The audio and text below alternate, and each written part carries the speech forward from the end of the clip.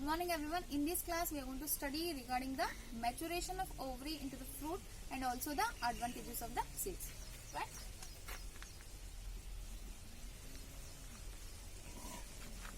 Right. So the maturation of ovule into the seed and the maturation of the ovary into the fruit. Right? So that is the transformation of the ovules into the seeds and the ovary into the fruit. So these things are going to take place simultaneously. Right? So the fruit or the ovary wall. So the ovary wall is getting converted into fruit wall, and this fruit wall is called as a pericarp. So this pericarp is having three layers. Epicarp. So the outer one is called as a epicarp. Middle one is called as mesocarp. And last one is called as a endocarp, or the innermost is called as a endocarp. So these are the three layers of the pericarp, right? So based upon how these layers are there or which layers are edible, so the fruits can be classified into various types. So mainly the fruits can be classified into two types. So the fruits are classified into two things. One is the fleshy fruits and the dry ones, right? So the example for fleshy fruits is guava, mango, orange, etc. And the example for the dry fruits means which are not having a fleshy and plumpy pulp, so they are called as a dry fruits. So the example is groundnut and mustard, right? So we had already detailed, in detail we have already studied in our first year classes, right? So we are not going to study in detail. We will just briefly revise these things here. So the fruits they are having, they can either be fleshy or they can be dry. So the example for a flesh fruit is guava, mango, orange, and the example for a dry is groundnut and mustard. So the fruits are usually developed from the ovary, right? So the fruits are usually developed from the ovary, and the fruits which are developed from the ovary, they are usually called as the true fruits. We are going to call them as a true fruits. But in some species such as the cashew, strawberry and apple, the fruits are not developed from the ovary but they are developed from the thalamus. So thalamus, suppose if the fruits are developed from the thalamus, so they are called as a false fruits. Right? So the best example for the false fruits are strawberry, cashew and apple. So here we can take it as a mango, orange, grapes, etc. Right? Suppose if the fruits are developed from the ovary, they are called as a true fruits. Suppose if the fruits are not developed from the ovary or they are they are developed from the other parts other than the ovary, then they are called as a false fruits. So the best example we can see is the strawberry, cashew and apple. So that are developed from the thalamus, not from the ovary. So even there are in some species, there are also some other species where the fruits are developed without the fertilization. So the fruits are developed without fertilization.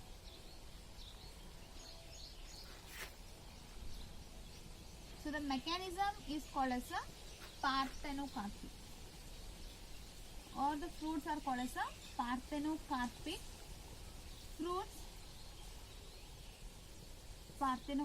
fruits, and the example we can take is banana, right? So there are some species in which the fruits are developed without the fertilization, right? So the mechanism of the development of the fruits without the fertilization is called as a parthenocarpy, and the fruits are called as a parthenocarpic fruits. So the best example is the banana, right? So the mechanism is called as parthenocarpy, and this parthenocarpy mechanism is used for the production of the seedless fruits. So in many of the species we have already tried for this parthenocarpy to get the fruits without the seeds, such as in case of the grapes, in such of the custard apple. So we can try this mechanism, that is the parthenocarpy, means the fruits are there without the seeds. So they can also be called as a seedless fruits, right? So So this is regarding the fruit. So fruit is it is matured from the ovary. So the ovary wall is called as pericarp, which is having three parts: epicarp, mesocarp, and endocarp. So the fruits can either be flesh or dry. So the fruits can be either developed from the ovary or from the other part. Suppose if the fruits are developed from the ovary, they are called as a true fruits. If they are developed from the other part, that is usually a thalamus, then it is called as a false fruit, right? So there are also certain species which are developed without the fertilization. So that fruits are called as a parthenocarpic fruits. Parthenocarpic fruits means the fruits that are developed without the fertilization. And the mechanism is called as a parthenocarpy, and this mechanism can be used for the production of the seedless fruits, right? So now let us study what are the advantages of the seeds. So the seeds are having a large number of advantages. Among them, we are going to discuss the 6 important advantages of the seeds, right? So the first one is that, so they are having a better adaptive strategies. So they are having better adaptive strategies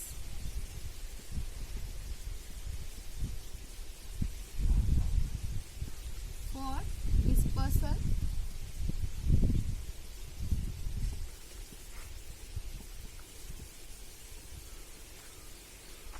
in new habitat, right?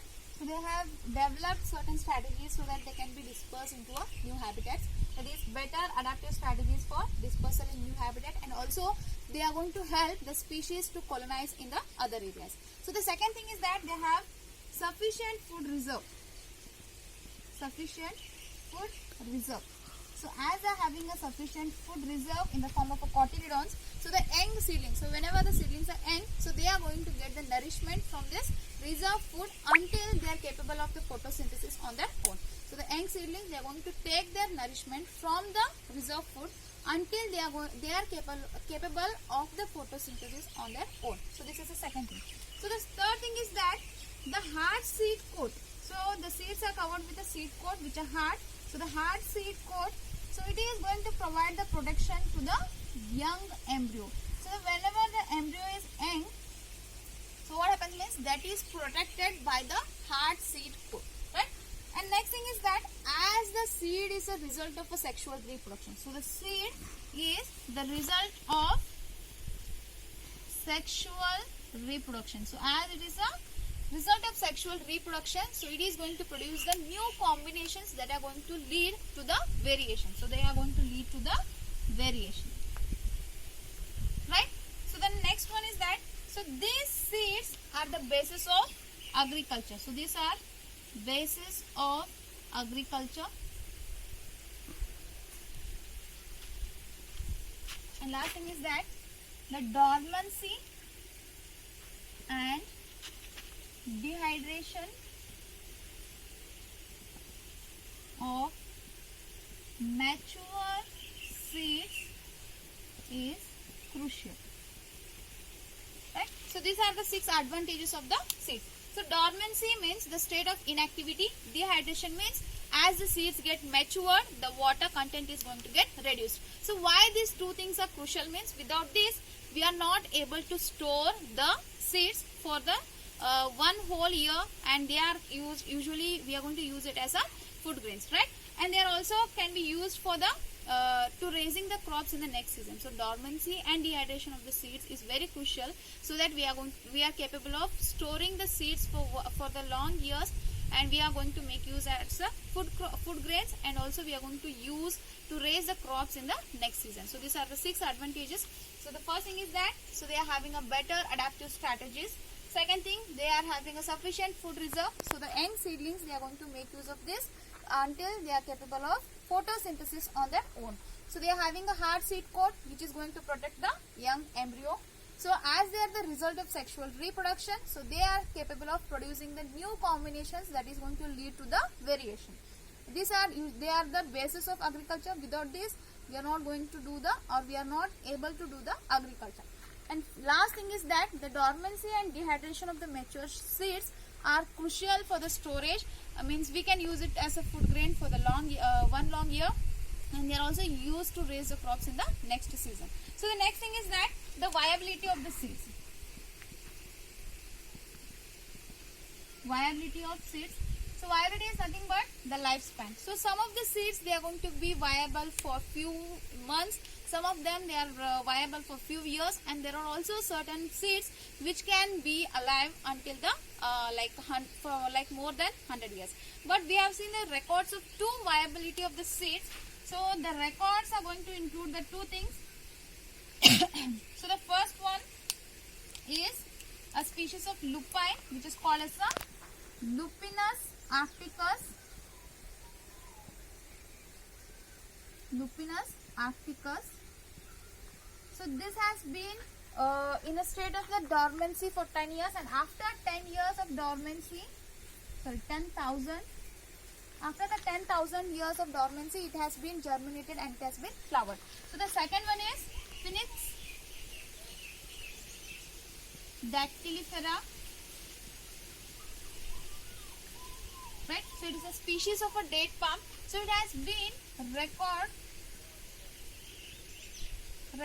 it is having a record of 2,000 years of dormancy, right? After 2,000 years of dormancy, it has been germinated and flowered.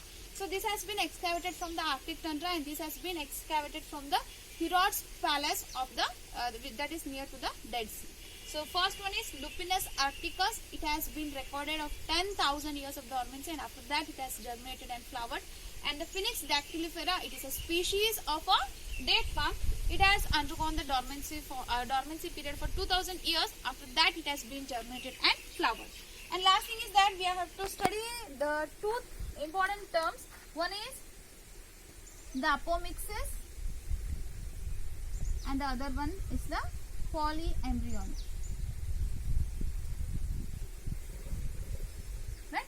So what is this apomixis means? It is a special mechanism in which the seeds are formed without the fertilization. So the formation of the seeds without the fertilization is called as the apomixis. So this is also a kind of a asexual reproduction which is going to mimic the sexual reproduction.